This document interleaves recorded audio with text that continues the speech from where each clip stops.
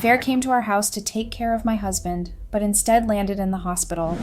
Hey Reddit, I've honestly never really been the type to air out my personal business here, but I don't know who else to turn to. It feels like I'm drowning, and the weight of everything is getting to be too much. I know some of you commented on things before, and I wish I had taken that advice to heart sooner. But here I am, asking for help. Maybe just writing it out will give me some clarity. My name is Lily, and I'm a 30-year-old woman. I've been with my husband Brian for what feels like my entire life. We met when we were teenagers, and since then, it's been us. He's my high school sweetheart, and we've been married for about 5 years now. It feels like it should have been longer, with all the ups and downs we've had, but I guess that's life. We have 2 kids together, a 7-year-old and a 6-year-old. They're the absolute light of my life. Honestly, if it weren't for them, I don't even know where I'd be mentally right now. Being a mom is the one thing that keeps me grounded, especially with everything that's going on between Brian and me. Here's the thing. Brian is one of those men you read about in fairy tales. He's always been the romantic type, the guy who would show up with flowers for no reason or plan a spontaneous trip just to make me smile. He's the type who put family first, always. And in the beginning, I was all about that too. I loved being his priority, his center of attention. But over time, things changed. I changed. Things between us have been rocky for a while now, and honestly, I can't pinpoint exactly when it started going downhill.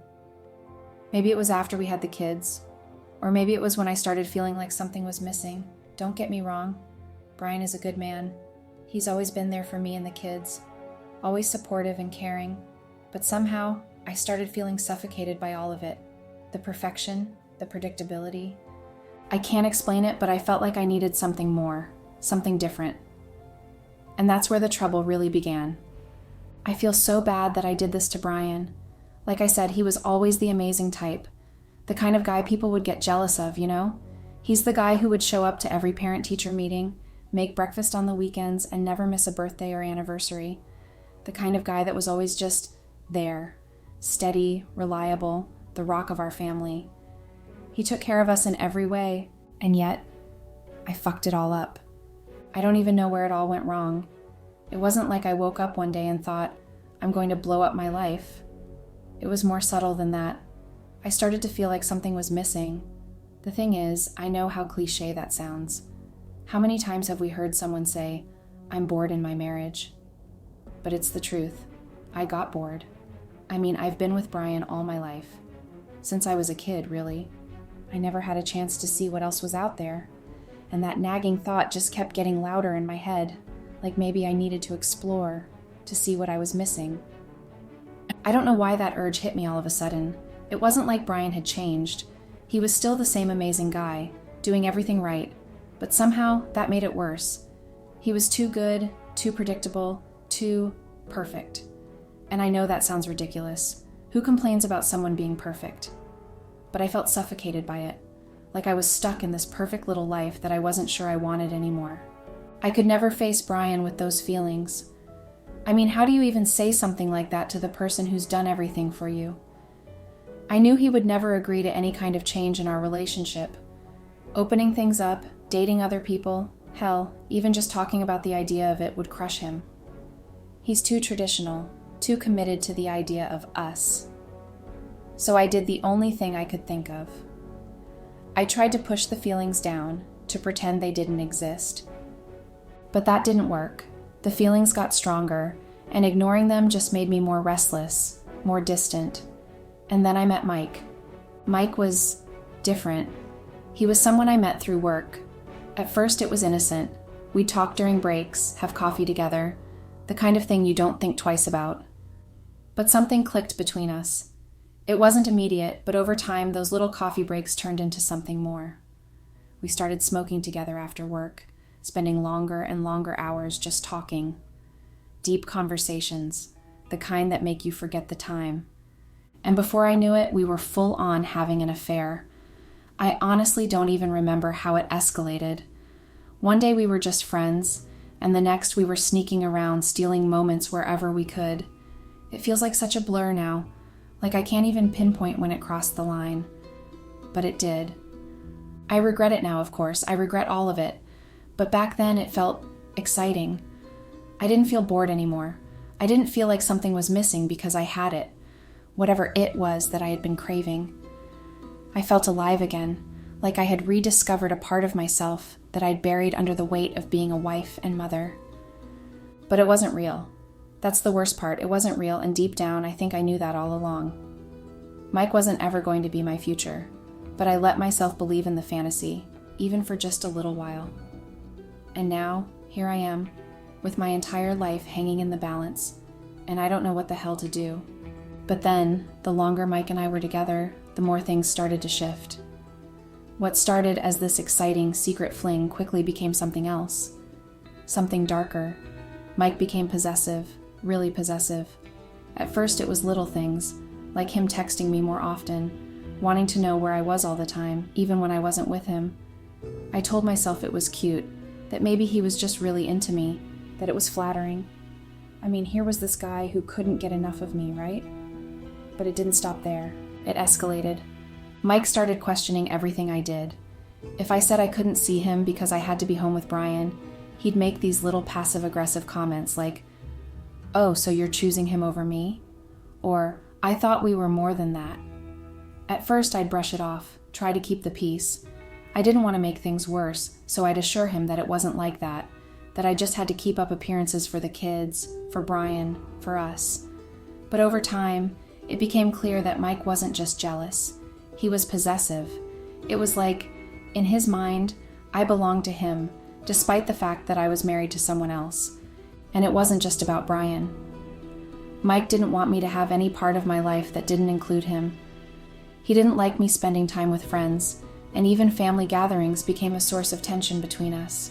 If I had to go to a family event and couldn't see him, Mike would sulk, act like I was betraying him just by doing normal things in my life.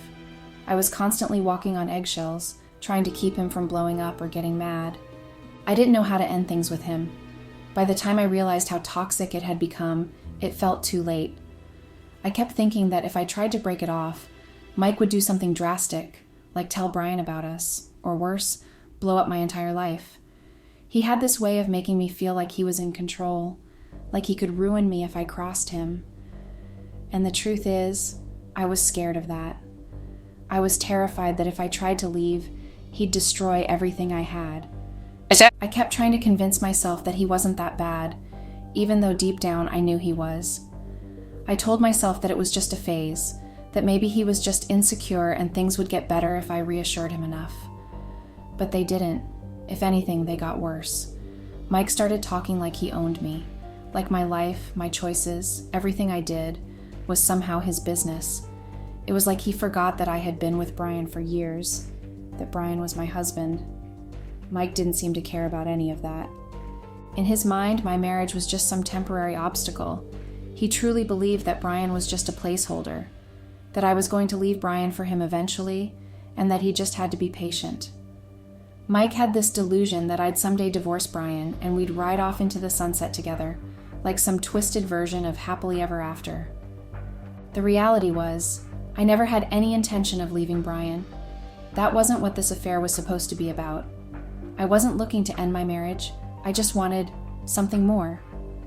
But Mike had convinced himself that our affair was more than just a fling, more than just a temporary escape for me. He acted like I owed him something, like my future belonged to him. And the more time passed, the more suffocating it became. There were days when I wanted to just come clean to Brian, tell him everything, and let the chips fall where they may. At least that way, I wouldn't feel so trapped. But the idea of Mike blowing up my entire world was too terrifying. So I stayed. I kept juggling this impossible situation, stuck between the life I had and the one I'd never truly wanted with Mike. And I kept telling myself that maybe, just maybe, things would work themselves out. But deep down, I knew I was only fooling myself.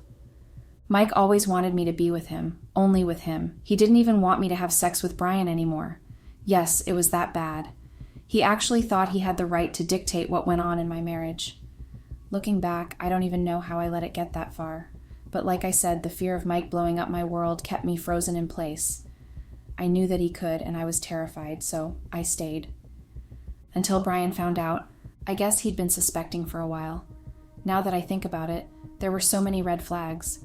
I was jumpy all the time, constantly changing the passwords on my phone and making excuses about it being for security reasons. Sometimes I'd turn off my location tracking and tell him it was because my phone was glitching. But come on, Brian isn't stupid. He probably started suspecting long before I realized it. When he finally did find out, it was because I messed up. I forgot to delete my texts with Mike. It was such a stupid mistake, but it happened. Brian checked my phone, and there it all was. Every conversation, every plan to meet up, all of it. I don't even know how long he sat there going through it before he confronted me. But when he did, I could see the heartbreak in his eyes. We had a long, painful conversation that night. I couldn't deny it anymore. He laid it all out there, and I had nothing to defend myself with. Brian's always been clear that cheating is a deal breaker for him. He made that known from the beginning of our relationship. But there I was, begging and pleading, promising that I'd change and never do it again. I told him I'd give him full access to my phone, my computer, everything. I promised I'd quit my job if that's what it took. I even brought up couples counseling, something I'd never thought I'd consider. I knew how big of a deal this was for Brian, and honestly, I was shocked when he said he'd consider giving me a second chance. I thought for sure it was over. Part of me knew why he was hesitating. Maybe he was scared of starting over. Maybe he didn't want to break our family apart for the sake of the kids. Or maybe it was because he really, truly loved me, more than I ever realized, more than I probably ever deserved. He agreed to try for the kids. He said maybe we could make it work, even though I knew it was tearing him up inside. That weekend, I deleted Mike's number from my phone, blocked him on everything, and cut off every possible way he could contact me. I spent the next 2 days trying to make things right with Brian. He was still hurt and angry, of course. That kind of pain doesn't just go away overnight, but I felt like there was hope, like we might be able to work through it somehow. By Monday, things felt awkward, but manageable. I decided I'd put in my 2 weeks' notice at work. Maybe I'd find a new job, or even stay home with the kids for a while. Brian and I had talked about me being a stay-at-home mom before, so that felt like a real possibility. It was a way to start fresh, away from Mike, and give my full attention to repairing our marriage. That Monday, Mike didn't come into work. I was relieved. I thought maybe he got the message and decided to leave me alone. But on Tuesday, he showed up, and he was furious. During our break, he cornered me. His face was red, his hands shaking with anger. He demanded to know why I had blocked him, why I wasn't responding to him anymore. When he threatened to tell my husband everything, I told him it was too late. Brian already knew. Mike was stunned for a moment, like he didn't believe it. I explained that Brian and I had talked, and that I was doing everything I could to save my marriage. I made it clear that whatever we had was over, and there was no going back. But Mike wouldn't hear it. He said it didn't matter, that we could still be together secretly, or that I could leave Brian for him. He kept pushing, saying we could figure something out, but I refused. I told him straight up that there was no way I was leaving my husband for him and that we were done. I asked him if we could at least be civil at work until I left so things wouldn't be too uncomfortable, but Mike wasn't having any of it. That's when he said it. He told me he was going to take care of my husband, that Brian wouldn't be a problem for us anymore. The second those words left his mouth, I knew what he meant. He was planning to intimidate Brian, maybe even beat him up. Mike was convinced that if he scared Brian enough, he could force him out of the picture. I tried to tell him to stop, to back off, but he wouldn't listen. He had this twisted idea in his head that he could win me over by getting rid of Brian. What Mike didn't know, what no one ever knew, was that Brian wasn't the pushover he seemed to be. Sure, he was skinny and quiet, and he didn't look like much on the surface. But what people didn't realize was that Brian had a crazy amount of strength behind those skinny arms. He used to box back in college, and he was good. Like, really good. No one ever floored him, no matter how tough they were. I tried to warn Mike. I told him that Brian wasn't someone to mess with, that he was stronger than he looked, but Mike just laughed it off, like I didn't know what I was talking about. He was too arrogant, too full of himself to take me seriously. And that's when everything spiraled out of control. Of course, Mike soon found out I was right. That afternoon at work, I was on edge the entire time, nervous about what might happen. But there was a small part of me, one that I desperately clung to, that hoped Mike would come to his senses, that maybe he was just trying to scare me. I prayed he'd drop the whole idea and back off, that he'd come to his senses before doing something stupid. But by the end of the day, as I clocked out and headed home, that uneasy feeling in my gut only grew stronger. My kids were with my sister, and I planned to pick them up later, once Brian was home, so we could spend some family time together. I needed that. We needed that. It was just about an hour later, as I was preparing to grab the kids, that I got a message from a number I didn't recognize. I opened it and my heart sank. It was Mike. He told me he was on his way to my house to take care of Brian. Panic shot through me. I felt cold all over. Without thinking, I told my sister I couldn't take the kids just yet and sped home as fast as I could. I was driving recklessly, breaking every speed limit, desperate to get there before things got out of hand. But when I arrived, it was already starting. Mike was there, trying to intimidate Brian, shoving him, trying to get in his face. I froze. My brain was screaming at me to do something, to stop it, but I didn't. I just stood there watching. And honestly, I wasn't scared for Brian. I knew he could handle himself. I knew Mike was outmatched. Hell, part of me even thought Mike * deserved * what was coming to him. Mike was arrogant. He thought he could walk into my home and threaten my husband like that. He'd ignored every warning I gave him, so I just stood there as it all went down. It started with Mike pushing Brian, trying to throw the first punch. But Brian, as I'd predicted, didn't take any of it. In a blur of motion, he descended on Mike. His years of boxing training kicked in, and he tore into him, one punch after another. Mike didn't stand a chance. He was getting pummeled, and I did nothing. I just watched. Brian's face was a mix of anger, disgust, and, oddly, disappointment. It was like he couldn't believe this was the guy I had been cheating with. I could almost hear his thoughts. This is the best you could do? Brian didn't stop. He kept going until Mike was nothing but a crumpled mess on the floor. Blood was pooling around him, and he was barely conscious. It was brutal. Brian's anger was more than just about Mike. It was about me, too. He didn't say anything, but that look he gave me said it all. How could I betray him for someone like Mike? And he was right. Mike wasn't better than Brian in any way that mattered. He was just the first person to show me attention outside of my marriage, and I fell for it, pathetically so. It was stupid, all of it. After Brian was done, he stood over Mike, panting, fists still clenched, and told me to call an ambulance. He didn't even look at me when he said it. He just left, telling me he was going to pick up the kids from my sisters. He didn't wait for me to say anything, so I called 911, told them what happened, and waited for the paramedics to come. When they arrived, they loaded Mike into the ambulance, and I grabbed his phone. Thankfully, it didn't have a password. I called his family, let them know he was at the hospital, but I didn't stay. I didn't want to deal with his family. I didn't want to explain why Mike was in the hospital or what had happened. I just left. When I got home, Brian wasn't there. I texted him asking where he was, and he told me he had taken the kids to his parents' house. They'd be staying the night there. Then he said something that hit me like a ton of bricks. He didn't think we could work on us anymore. He admitted that he had been wrong to even think about giving me a second chance. He said the whole thing with Mike had opened his eyes, and now he could see that staying together for the sake of the kids wasn't a good idea. He didn't want them growing up with a flawed idea of love or relationships. I was stunned. I mean, I knew our marriage had taken a massive hit, but I didn't think he would give up so soon. I thought we had a chance. But Brian made it clear that he couldn't forgive me, and that he didn't want to keep pretending we could fix something that was already broken. It's been a few days now. Brian and the kids are back at home, but it's different. It's quiet, awkward. He barely speaks to me, and when he does, it's just about logistics. He wants me to move out. We went apartment hunting the other day, and he's already contacted a divorce lawyer. As for Mike, he's still in the hospital.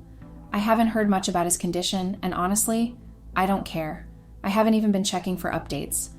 I've distanced myself completely from that part of my life. It's over. Mike is over, but my marriage, that's a whole other story. I don't know if there's anything left to salvage. Now I'm just left here, wondering if there's anything I can do to fix it, but maybe there isn't. Update. Hey Reddit, it's me again. So, yeah, I got rightfully roasted here, and I deserved every bit of it. I don't think I realized just how messed up everything was until I started reading through the comments. A lot of you were brutal. Some of it really stung. But honestly, some of the comments made me laugh too, as ironic as that is. The truth is, I've been like a zombie these past few days, completely devastated and lost. But after hearing what you all had to say, I've come to terms with the fact that there really isn't anything I can do to fix this. A lot of people said I needed to just let it go, and you're right. You were all baffled that I even thought there was a chance to make things right. You're right again. Some of you even cheered Brian on, which honestly, same. He did what he had to do, and Mike absolutely deserved it. No regrets there. A few of you asked for an update, so here it is. It's been a couple of days since everything went down, and I've finally come to my senses. I told Brian that I would move out. We've been apartment hunting so I can get my own place. Brian was calm about it, and even though things are awkward between us, he said he would handle explaining everything to the kids. I'm honestly relieved about that, because Brian's always been so good at talking to them. He's the type of dad that can explain tough things in a way they can understand. It's one of the many things I've always admired about him. We also split our joint account. Brian had saved up way more than I ever did, no surprise there, so we divided it accordingly. He took about 70%, and I got the rest, which I think was fair. I'm okay with that. It's not like I've been contributing as much as I should have anyway. We're just in the process now of trying to find an apartment that I can afford on my own. I don't want a roommate or anything like that. I want a space where the kids can visit me without feeling like they're intruding on someone else's life. I need a place that's mine, where I can rebuild and try to figure out what my life looks like after all this. A few people asked why I don't just move in with my sister, and trust me, I've thought about it. She's been incredibly supportive through all of this. She actually offered to let me stay with her, but the thing is, she has a family of her own. I love her, but I would never impose on her like that. She's got her hands full already, and honestly, I need my own space to work through everything. It wouldn't be fair to her or her family for me to move in and disrupt their life. As for my parents, that's a no-go. I know if I move back in with them, they'd never let me live this down. My mom would harp on me for the rest of my life about how I ruined my marriage, and my dad, well, he'd probably just sit there silently judging me. They're toxic, and I don't need that kind of energy around me right now. So, moving in with them is off the table. So, here I am, trying to navigate this new chapter of my life. It's weird, and it's hard, and I'm still not sure where to go from here. But at least I've accepted that this is the reality I've created, and I'm doing what I can to move forward. I'm still figuring out what that even means, but for now, I'm focused on finding a place, getting settled, and working through the mess I've made. Thanks for the reality check, Reddit. I needed it. Update. Hey Reddit, it's me again. It's been a couple of weeks and I've been swamped with everything. So I apologize for the delay in updating. But yeah, I do have a bit of an update now. First off, I'm currently job searching. My 2 weeks at my old job are officially over and there's no way I'm going back. Even though Brian and I are no longer together, it just doesn't feel right being in that environment anymore. But I'm staying optimistic. I've already got a couple of interviews lined up for next week, so fingers crossed something works out soon. I'm hopeful. The biggest update? I finally moved out. I've got my own apartment now. It's small, really small, but it's a nice space, and honestly, I'm just grateful to have a place that's all mine. It feels like a fresh start in some ways, even though it's been a roller coaster to get here. The kids were super confused at first, as expected, but Brian has been amazing, explaining everything to them in a way they can understand. He's really good at that.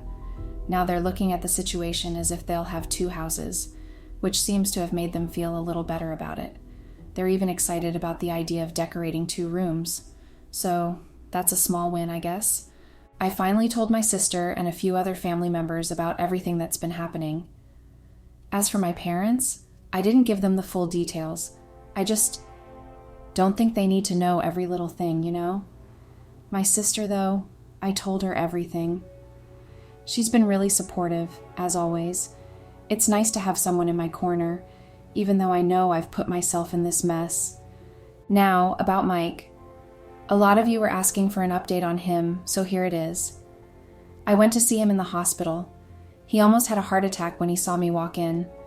The man is terrified of Brian, and honestly, I couldn't help but laugh a little when I saw the fear in his eyes. I think he thought I had brought Brian with me. Mike's still going to be in the hospital for quite some time, which, frankly, I don't feel all that sorry about. We ended up having a bit of a conversation. He actually apologized to me, which I wasn't expecting, but I really needed to hear it. I don't know why, but some part of me needed that closure. He admitted that he'd been in the wrong and said he was sorry for everything. He even told me that he wouldn't press charges against Brian, which was a huge relief.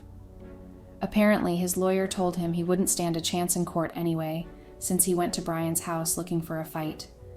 Brian could easily claim self-defense, and honestly, Mike knows deep down that he kind of deserved what he got, so that's that. For those of you who were wondering about Mike, there's your update. And now for the fun part, I got served. Yep, Brian's moving forward with the divorce. And you know what? In some weird way, I feel kind of numb about it.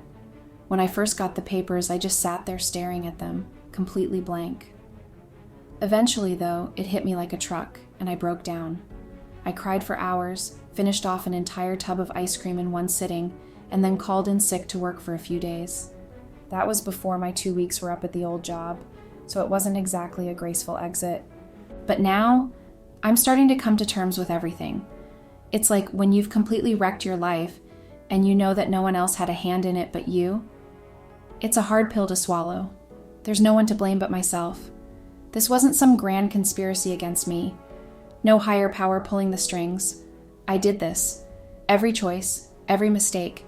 It was all me. So yeah, I'm just trying to survive right now. Trying to move forward, even though it feels like I'm crawling out of a hole I dug myself. But I guess that's all I can do for now, right? One step at a time. Update. Hey Reddit, yeah, it's me again. So I got a shit ton of DMs asking for an update, especially since my story ended up on the best of Redditors updates. I guess a lot of people were invested in how things were going to turn out for me, and I was marked as not concluded or ongoing on there. So here I am, giving you what I guess you could call the final update. Maybe now it'll get marked as concluded, haha. First off, the divorce is finalized. Yeah, it happened faster than I ever thought it would.